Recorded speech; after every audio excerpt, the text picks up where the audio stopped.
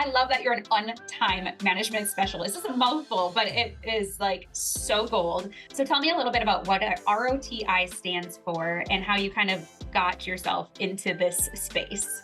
Yeah, well, ROTI is what I call it, stands for return on time invested, right? And it's so interesting because time is the one resource that we spend that we don't keep track of our balance. We should and probably do keep track of what's in the bank account, but how often are we really thinking about where our time is going and what the return or lack thereof is on it?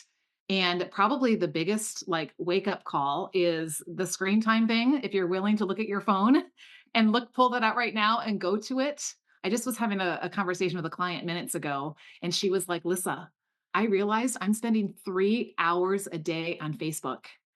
And she goes, that is shocking and that is not okay. And I first thing I told her was, actually, you're under average. The average person is on their phone 4 hours and 37 minutes a day. And if you do the math times 365 days, that is 70 days a year. Now, 70 24-hour periods. So taking sleeping, now you're talking like 3 months of your life went to a device, and a lot of it is going to social because as she and I were having this conversation, she's like, I pick it up when I have a down moment, like I'm in between things. I'm at a red light. I'm waiting for something in the kitchen. I'm waiting for the meeting to start. I'm watching TV, and here I am scrolling. And so the question I said to her, and we talked about speed bumps. I teach speed bumps, like how do you slow down access to something like social, right? Or things on our phone. But here's what I actually said to her. I said, you can do that and change your behavior, but I want you to get curious about why. Why am I like compelled to not only pick up my phone, but keep scrolling for that much time? Right. And like, what is this showing about my heart? And how this all ties into time is my own story of time.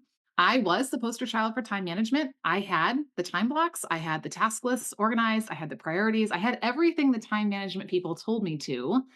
But I had two things that were going on that I was ignoring. One was the guilt when I was working that I wasn't with my family, right? And I was always thinking about how I wasn't being the good wife or mom or daughter or ministry leader and things like that. And then when I was doing those things with those people, I was always thinking about the business stuff I could and should be doing. And I was never really fully present anywhere and just showing up in body, but not really there. Right. Well, then I started noticing physical symptoms like the knot in my stomach, the tension in my chest, the tension across my shoulders, my neck, and eventually a ball in my throat. And I ignored that sign because I didn't have time to deal with it. I thought I'll just chew my food better, I'll drink more water, like and surely we can figure this out. This is not like whatever. Once it had been over a year, I thought to myself, "Oh no, there could be something growing in my throat that is going to cost me a lot of time and money and all kinds of stuff if I don't get this checked out." So I went to a specialist who tried all kinds of different things. The last thing he tried was putting a camera in my throat. And I remember going to his doctor, to his office for that follow up appointment. And he sat me down and he looked at me and he's like, Lissa, I have good news for you. I'm like, okay. He's like, there is not a ball in your throat. There's nothing growing there. I put a camera down. I've looked. But you think and feel like there's a ball there because you have hystericus globus. And he just sat there with this smirk on his face. And I was like, what is hystericus globus? And he's like, globus, globe, like a ball. You have the sensation of a ball, and hystericus. And he starts swirling his finger next to his head like you're crazy. He's like, you have anxiety over all the stuff that you're doing. And I'm happy to give you a pill. Now, I am not against medication for mental health things, but I knew in that moment that wasn't going to fix my problem. It was probably going to allow me to keep going at the pace that I was, always chasing my clock, always chasing my calendar, always chasing my checklist, never being enough, never doing enough, never having enough time. It was really a heart problem. And that's really when God got my attention and started showing me my busyness was not a disordered calendar because I had that in order. It was a disordered heart. My heart was Mhm. chasing after a whole lot of lesser things. So all of this ties into the social media thing because it's like, what is it that my heart is wanting that I'm compelled to spend so much time here, whether it's personally just scrolling or whether it's even as a business owner thinking this is the magic sauce and this is what's going to finally, get her attention and find all the clients and all of that. Like I think it's really a symptom of what's going on in our hearts more so than anything else. And so that really is how Redeem Her Time was born. It was just out of my own story and realizing that traditional time management was not the solution. It's a false promise that just getting more organized and just putting things in nice Neat time blocks and task lists was going to fix the time problem and suddenly magically make me feel like I had more, plenty of time. I have not met a woman on the planet who says she has more time than she needs. Most of us Right? say, I don't have enough time. And yet we give 3 to 4 to 7 hours a day to this thing. So the truth is, you do have time. The question is, what are you chasing with that time? And I definitely think social is not one of those things that when I'm lying on my deathbed, I'm going to say, I wish I would have done more, or I'm so glad I gave that much time to that. Oh, me neither. Totally. I can feel that. And it's like, when you're in the car, do you want to like look at your phone for something? Or when you're at the dental office while you're waiting, we don't like white space. We don't like quiet anymore. And I love that you bring up that it's a disordered heart more than it is like the organization. Yes, organization is important. We need that in our life to save time. But if we don't have the organized or ordered heart, it's all like null. And so I'd love for you to share a little bit too about the biblical concept of redeeming your time. I know you talk in Ephesians a little bit about this. How does this help us as Christian business owners, just looking at it from a biblical perspective? This is what I love. I just told a friend today over lunch. I'm like, Jesus and I start off the day together with Bible and coffee, and we talk all day long because when I talk to women about their time, especially Christian women business owners, I'm always pointing them back to what scripture has to say about it. There is so much in scripture about our time, right? And yet, I feel like we are running around like chickens with our head cut off, like the rest of the world that doesn't know the one who's in control of it all. Hello? We should not be running around in circles like those who are without him. So, actually, Redeem Her Time was born in a pew. It was born during a sermon. I had been praying and fasting around what exactly God was calling me to speak to women about. I knew it had to do with priorities. I knew it had to do with staying focused. I'd actually even launched a program called Simplified Focus with 40 people that had verbally told me yes. And when those doors opened, one person came in 2 weeks. And I was like, Lord, I thought this is what we were doing. Maybe I didn't hear you right. Like, push pause, did some fasting and praying, had some really significant conversations. It was in a sermon that Sunday. My pastor was preaching from Ephesians 1, said the word redeem, and my antenna went up and I went, I know what's in here in Ephesians 5, redeem the time. And I went and looked at it and it says, look carefully how you live, which means there's intention around it, right? We have to be intentional about our time because not one person listening to this has ever not had their time filled with something. If you don't choose by design, guess what? Someone or something chooses by default, right? So look carefully how you live, not as unwise, but as wise. Now I see I have a choice, right? I can make wise choices with my time. I can make unwise choices with my time, just like with money, right? I got lunch today with a friend, and that was a very wise choice, right? I can go online shopping. I can do all kinds of things, right? I can also waste it, hoping that something's going to come from something. So we have this wise choice versus unwise choice with our time. And then it says redeeming the time, which literally means to make the most of, to make the most of the opportunities. And that is, I now have to be present to what is going on around me to know, number one, what's an opportunity, and number two, what is going to make the most of that opportunity. And then the last part of the verse, and I love I don't remember which version I found this in. I have to go back to my Bible hub. But it says, because these are difficult days. A lot of versions say because the days are evil, which is true, right? Like the enemy would love to keep us busy and distracted because then we're of no threat to him, right? He just keeps us spinning in circles over here. And he's like, oh, she don't have to worry about her. She's taking care of herself, right? So look carefully how you live, not as unwise, but as wise, redeeming the time because these are difficult days. In fact, I have that as a screensaver on my phone so that it's prompting me to think about before I open this, is this a wise use of my time? Is this what I want to be spending time on? Is this what I'm called to spend time on? And so it's really helping us to, yeah, say time is a gift. I think this is the other problem we can get into this is that we see time as this limited resource. It's actually an abundant gift. And when we start shifting our perspective, like it starts changing things way more than putting them in pretty boxes and using colored highlighters and all that stuff, which is fun. Believe me, I love it. But that's not the first step. Yeah. Well, time, what we do with our time is a choice. And if Mhm. we don't choose it wisely, someone chooses it for us. That's huge. That's super powerful. Like, think about that. And everyone has 24 hours in a day. Why is it that some people can get so much done or seem like that? And others, it's like, I just never have enough time. I feel like that's what we say. I just don't have enough time. Well, Or God if I will give had us time, or more. when I have time. Like, it's this elusive thing that someday it's gonna be there. Like, when the kids grow up and move out, I'm gonna tell you, I'm an empty nest mom. It doesn't magically appear once the kids leave the house. It It's doesn't. crazy. It doesn't. I actually sent an email yesterday and I said, "You don't need more time to have 5-figure consistent months." And I shared the story. I said, "Guess what? I had 24 hours in my day when I hit my first 5-figure month." And it was kind of tongue in cheek, right? But don't we say that? I would do this Mhm. if I had more time.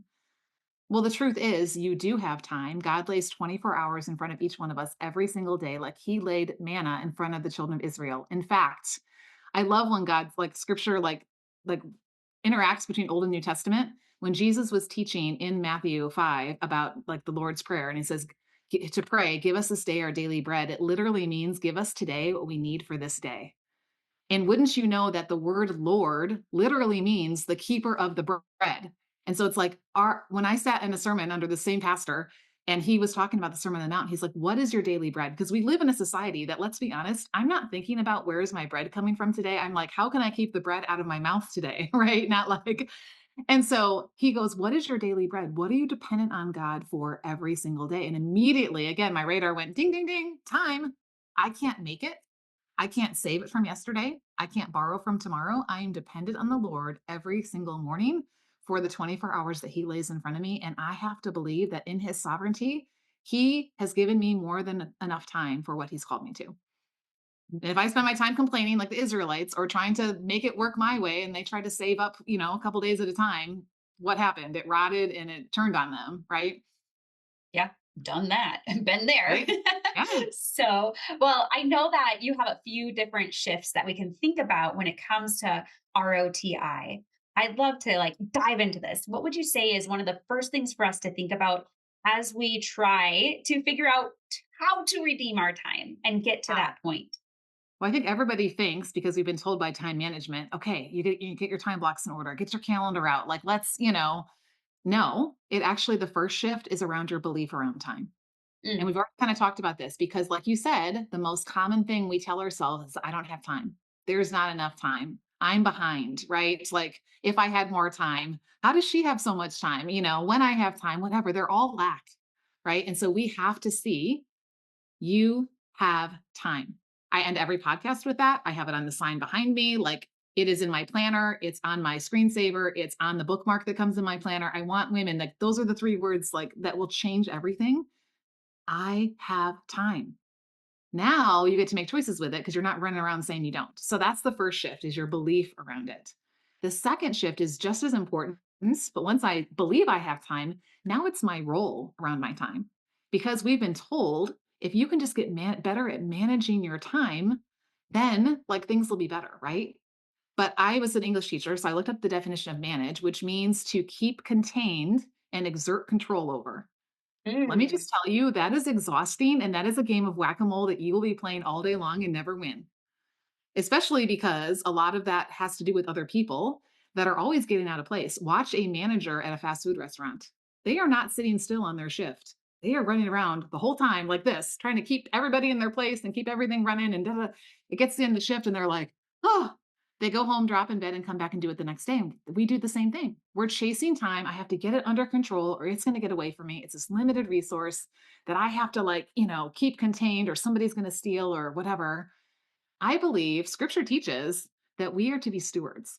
And I love to point to Matthew 25, the parable of the talents, which I actually think should be called the parable of the servants because it's not about how many talents they were given, right? But the story that Jesus told is this: one guy gets 1 talent. Don't feel bad for him. That was 20 years' wages. So if you take what you make in a year and you multiply that times 20, he was not rubbing 2 pennies together and he had to like keep it safe or whatever. Like, he had a lot, but he even told the master at the end of the story, out of fear, I kept it contained. I managed it, kept it in the ground because I didn't want it to get away. Right? That's being a manager of our time. I'm trying to just contain it and keep it and, whatever, because I'm afraid of what's going to happen if I don't. The other 2 guys, one got 2 talents, one got 5 talents. They understood that this was not theirs in the first place. It had been entrusted to them, right? They didn't make whatever these things were that the master gave them. It was given to them for a bigger purpose, to build his kingdom. And that's literally what the word steward means. It means to take the resources of someone else, to invest them on their behalf in order to build their assets, to multiply their assets. Those guys both got a 200% return on investment, right? Whatever they got, they doubled. They came back to the master and they're like, here, we doubled it, right? But it was open handed, right? It wasn't this closed fist and a hide it in the ground. Like, yeah, there was probably some like coming and going of it. They were probably planting some seeds and some seeds didn't, produce like they wanted to. They're probably making some trades and then maybe there were some bad trades, but like they trusted, like my role here is to invest this and steward it. And the abundance came and the master's like, well done. Like that's what it was for. And I believe that's the same thing with our time, right? Like we have been entrusted with 24 hours in a day, not to build our comfort zone, but to build his kingdom.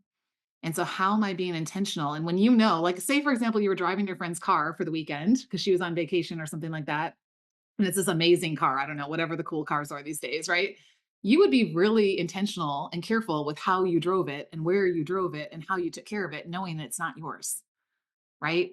And I think the same thing happens when we look at our time as it's not mine. I'm stewarding this on behalf of God. He's entrusted it to me. And there's this responsibility and this privilege in that, like that changes things. And then the last shift is around our question around our time. Because I'm going to ask you, Gabe, see if you can see what you think. What do you think is the number one question that most people ask related to time in their day and multiple times a day? Question. I think what it would be is probably, how do I find more time? Okay. Maybe not. Okay. Now I will agree with that, but I think the base of it is what time is it? And they're all of a sudden feeling the lack or feeling behind, right? Or feel like I should have already been out of the house. I should have already had this done. Oh my goodness, time got away. How, like where's the time going? Right. It's some version of what time is it? And as soon as you ask the question, what time is it? You're like already in hurry scurry mode and like, I got to get going. So I teach women to shift the question by one word. Okay. What time is it? Which makes me go like my shoulders already are like ready to go, right? To what is it time for? Ooh, that slows you down to two things that are already presupposed in that question. Number one, I do have time. And number two, there is a purpose behind the time in front of me. And so that's the question that I put on the screensaver that I give to everybody in my community. It literally says when you pick up your phone every day, what is it time for? Phone or no phone? Like, I want to make this a speed bump so you're thinking before you just jump on social, whether it's for business purposes or whether it's personal purposes or whether you're not even thinking why. Like what is the purpose of the time in front of me? And I think this helps to eliminate the number one mistake that I see women make, and especially business owners, is multitasking. If we don't clearly identify what it's time for, we're making dinner while we're helping the kid with homework, while we're texting the client, while we're answering our husband's question, and everything melts down. I mean, that literally exactly happened to me. I was trying to do all those things at once because I wasn't clear on what it was time for. And multitasking takes 40% more time and you make 40% more mistakes. Talk about a not good return on time invested, right? So we've got to be asking the question, what is it time for? And then be present to that. And you'll find you get more done because you're actually present to whatever it was, whether it was a task or whether it was a person or whether it was just you and the Lord or going to bed or whatever it is, right? If it's time to go to bed, then it's not time to be scrolling social media, right? Absolutely. No screens before bed, people, no Right. screens. But when I hear what is it time for, I think about this, and you were talking about purposeful. And I think intention. I talk a lot about what is the intention behind what you're doing. Make sure that everything you're doing has a reason. And so when you ask that question, you shift that question from what time is it to what is it time for? I think it would also help us to not think about getting into the nitty gritty of tasks that aren't going to move the needle forward. Because I think sometimes we start working and we do the easy things first. We go into the inbox, we do, check off these things, but then it's like, did this help me grow today? I don't, Yeah. a lot of times no, because we feel like we're working and we're doing the work, but is it intentional work that's moving the needle forward? And if you shift that question, I can see how we can shift our intentions as well. I love that you said it that way because here's what I call it. You're running a busyness. It feels Ooh. like you're a business owner. You feel like you're being productive. You feel like you're doing the things you should be doing, but you look at the bank account and there isn't fruit, right? The needle's not moving. Then guess what? You need to go back and reevaluate what you're giving your time to because there is not a good ROTI, return on time invested. And you're just wasting time. Yeah. And playing business owner, but you're really a busyness owner. And I don't want more busyness in my life. I don't know about you, Lissa. I'm sure not. And everyone listening, especially if you're a busy mom with all the roles and all the things, you don't need another thing to do. I want to make sure that what I'm doing is where I'm being called, what I'm finding purpose in, and what I'm enjoying as well. Even though I know it's going to be hard, like you mentioned in near the beginning that the enemy can make us feel like we're behind. And the one thing I want is when I get out of bed to have them think, oh man, Gabe's up, because I'm redeeming my not feeling behind, right? And so I'd love to hear too a little bit, Lissa, about what are some mistakes that you see business owners make with their time and how can we avoid them? Yeah. Well, I mean, there's the whole I just think that time management is the key and just getting more organized is going to do things. But really if we go a level deeper, it's not doing four things. Number 1, slowing down. How many of us, this thing is right next to our bed or it's the first thing we pick up and then there's a notification, there's an inbox, there's a message, there's a, whatever, and we're all of a sudden sucked into somebody else's priorities and our day is off and running without us, right? Tyranny of the urgent now kicks in and, all these demands and distractions on our time. And so we have to, I call the 4 CEO essentials. So I'll match up a CEO essential with each mistake. So the mistake of not slowing down, the CEO essential that I talk about. And first, let me just say, I've redefined a CEO as a Christ empowered operator of the business that God's given you. So when I say CEO, I want you to think this is me and God doing this together. So it's that business meeting with God, right? Like it is taking that time to slow down. Now, that does not mean it has to be an hour and a half. Maybe in some seasons of your life it can be, but maybe it's 5 or 10 minutes. But taking the time to slow down, to let Him fill you with His word and His spirit, to lay your burdens and concerns and worries down, and to essentially get your marching orders for the day, right? Like that is so much more better time invested than just running into your to-do list or starting to react to all the things that have come in while you were sleeping. So that's the first one, is not slowing down. The second one is not having boundaries around your time. And I know boundaries is the B word that everybody's like, oh, I hate them, I love them, or whatever. But I'm like, you know what? If you want vegetables to grow in your vegetable garden, you put a fence up. That doesn't mean you're selfish. It means that you don't want Bambi to eat them because you want your kids to eat them, because what's inside has value. And the same thing is true with our time. And we have to set boundaries, external boundaries. So whether it's distractions from our phone, even like, family members just edit whenever something comes across their mind, they're like, hey, I need this. And hey, whatever, and also internal boundaries. Like, what are the things that my heart is distracted after? And, whether it's comparison or whether it's feeling not enough or whatever those things are, we have to have boundaries on our time, where it's going and what we're allowing to come in, things like that. And so the CEO essential that goes with that is the ideal week template. And I teach women how to build out an ideal week and use that each week to do their weekly planning such that they know what it's time for. And I teach a method of refills and pour outs. You need 2 times in your day, morning and evening, to refill body, mind, spirit. And then in between are the times you're pouring out either into household and family or into your work and business. And it's very important. There are times when things overlap, right? But we need to know what it's time for. The third mistake that people make is like overcomplicating things and really just like things being random, doing random things at random times for random reasons and wondering why we get random results and living off of either like to-do lists or post-its or keeping it all in your head or like all on your phone. I had somebody tell me yesterday she has on a given day up to 60 things to do each day on her Google Calendar. I was like, oh my word, no wonder you feel overwhelmed. Right. And No wonder so you don't have time. exactly. I would wake up and go, what's the point? I'm not going to get to any of all this anyway, And so I teach one of the CEO essentials is I teach how to build out workflows and I teach you a very specific way to build that system because I believe 90% of the things we do in both our life and household as well as our business are repeatable. They're reoccurring. They're not random.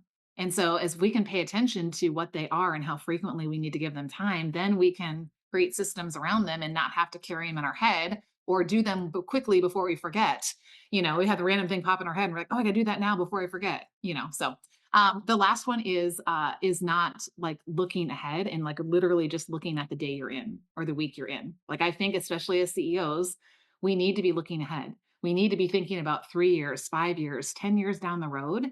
Strategically, where am I going? Right. And I teach CEOs how to use the CEO growth plans, which give a big picture like idea, but then they break it down into these really nice 12-week actionable chunks that break it down even further, such that this is how my planner came to fruition last year.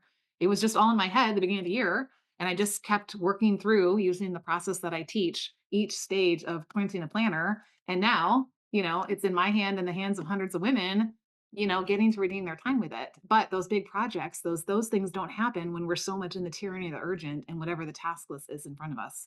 So I think those mistakes are not slowing down, not having boundaries around our time, not simplifying and streamlining the things that we need to do and getting rid of the things we don't need to do, and not having that bigger picture focus and knowing how to break down the projects, the growth things, the working on our business, not just in our business. Mm. And I will tell you, I have made all those mistakes in the years of being a Me business too. owner. I mean, we learn and grow, right? But it is so true. And I think my biggest thing has always been I like control. And so I wanted to control everything. And God's like, that it's not going to come together the way you say it's going to come together. Like it's going to come together the way I say. So how about you just get on board with me? And so Yeah. it's been such a learning curve, but so amazing to see when we let go, when we slow down, that we're able to do more. And all the things you were talking about, the workflows, getting it out of your head and onto paper and not 60 million things on your phone to-do list. So these are amazing because they're practical things that we can implement right now in our business. And I'd love to Here's hear another one. Let me just insert one really quick one. How many tabs do you currently have open on your desktop? I can't stand tabs. I can't stand red bubbles. Right? So I know. It's I like the don't. numbers make me like freak out, or I'll see somebody share their screen on a Zoom and I'm like, how many tabs do you have open? You can't even read them. Do you know how much time you waste trying to figure out which tab is which to get back to what you want? So, in this system that I teach schedules, systems, and strategies and then tie it together with scripture. In the systems, I teach you how to capture all of those on one tab. So, you don't have to keep a bazillion tabs open and waste your time. And even if you're not looking at them, your brain is thinking about what's behind those tabs and there's something there that you should be getting back to. It's like your phone. Your phone can be in the same room with you and not even on, and your brain is thinking about what you're missing out on and what you have to do when you pick this thing back up again. Yeah, It's scary. absolutely. And there are big Absolutely. budgets to grab our to because our time and attention is the number one commodity. They are spending a lot of time and a lot of money and in a lot of big board meetings to say, how can we get her attention? How can we keep her Mhm. scrolling? How can we get her to click? How can we, right? And it's time. Our time is our number one resource, and we have to pay attention to it, especially as business owners, but even just as Christians, right? Like we're only given so much time and we want to be intentional with it. Yeah, absolutely. Totally agree with that. I think you and I are going to be business besties. I Listen, can't wait. talking about, I'm like, oh my gosh, I'm so for it. Yeah. So as we're kind of wrapping up, I would love to hear from everything you've talked about. It's been gold. And I hope everyone's been taking notes. You're going to need to listen back to this. But what's the number one takeaway that you would want attendees or listeners to have from our conversation? Okay. So simple, almost so simple that it feels like it's easy to skip over. And it's this: you have time. I think if you start telling that to yourself, it's every time you notice the thought coming up, I'm behind, I don't have time, whatever, stop. Nope. You have time. Every time you go to pick up your phone, say, you have time. And then think about, so with that time I have, is this the best use of it? Like, start like believing that, right? And seeing it as a gift. It's going to cause your eyes to look to the one who gave you the time and his purpose behind it. And then you can pick up the planners and the highlighters and all the cool little office supplies. And it will be different because you've got a whole different mindset and heart set around your time and the purpose behind it. It opens up our creativity again. I Mm. think when we're not in so much of a hurry and we can do the four things that you were talking about, like our creativity opens up, our white space opens up. We're okay with the quiet. And it's a way for us to allow God to lead our business. And it's Now, crazy how you get more done in less time when you do it his way. yeah, Go figure. there's a lot of days I feel so behind, right? Like, because I just have so much to do for clients and my own things and all that. But the times, like the weeks when I actually do the things like you're talking about, when I actually take my Sabbath on Sunday and don't open my computer or my phone, when I do my weekly planning with myself and my CEO, my Lord, right? And when Yeah. I do take quiet time in the morning, even if it is only 5 minutes, but when I start my day right, it is so crazy how much different the time feels than when I try to do it on my own or try to take control of it. Go figure. He knew what he was doing when he set it up this way, right? Yeah, I love it. Yeah.